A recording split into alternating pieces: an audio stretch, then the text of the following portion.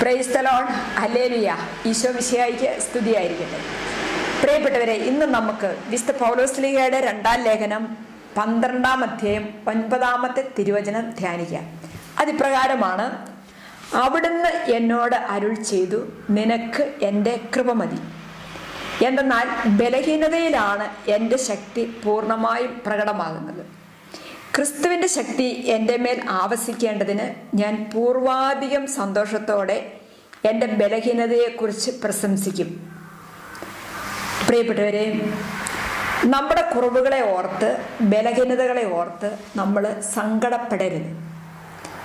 നാം മറ്റുള്ളവരെ പോലെ അല്ലല്ലോ, അവനെ പോലെ അല്ലല്ലോ, അവളെ പോലെ അല്ലല്ലോ. എനിക്ക് അവനെ പോലെ ആകണം, എനിക്ക് അവളെ പോലെ ആകണം. ഈ ചിന്ത പലപ്പോഴും നമ്മളെ ദുഃഖത്തിലാഴ്ത്താറുണ്ട്. നമ്മളാരും കാർബൺ കോപ്പികളല്ല.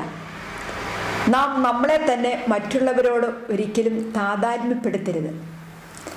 നാം ആഗ്രഹിക്കേണ്ടത് ദൈവത്തിൻ്റെ ശക്തി, ബലഹീനരുടെ മേലെ ആവസിക്കുന്ന ദൈവത്തിൻ്റെ വാഗ്ദാനമായ ദൈവത്തിൻ്റെ ശക്തി നമ്മളിലേക്ക് കടന്നു വരണം. ആ ശക്തിയാൽ നമ്മൾ നിറയുമ്പോൾ നമുക്ക് ഏത് ബലഹീനതകളെയും ഏത് കുറവുകളെയും അതിജീവിച്ച് മുന്നോട്ട് പോകാനായിട്ട് സാധിക്കും. തിരുവചനം, യെശയ്യാ പ്രവാചകന്റെ പുസ്തകം 40-ാമത്തെ അധ്യായം 29-ാമത്തെ തിരുവചനം നമ്മുടെ മനസ്സിലോർക്കാം. തളർന്നവന് അവിടുന്ന് ബലം നൽകുന്നു, ദുർബലന് ശക്തി പകരുകയും ചെയ്യുന്നു. നാം എത്രത്തോളം ബലഹീനരാണോ, എത്രത്തോളം അശക്തരാണോ, കഴിവുകേടുകളും കുറവുകളും നമുക്കുണ്ടോ, അവിടെയെല്ലാം ആ കുറവുകളിലേക്ക്, കഴിവില്ലായ്മകളിലേക്ക്, ബലഹീനതകളിലേക്കെല്ലാം ദൈവത്തിൻ്റെ ശക്തി അയച്ച്, ദൈവത്തിൻ്റെ കൃപ നൽകി ദൈവം നമ്മളെ എപ്പോഴും പരിപാലിക്കുകയും താങ്ങി നിർത്തുകയും ചെയ്യുന്നുണ്ട്. ആ ഒരു ബോധ്യത്തിൽ നിന്നാണ് പൗലോസ്ലീഹ ഉൾക്കൊള്ളുന്ന തിരുവചനം, നിനക്കെൻ്റെ കൃപ മതി, ദൈവത്തിൻ്റെ കൃപയിൽ ആശ്രയിച്ചാൽ മതി.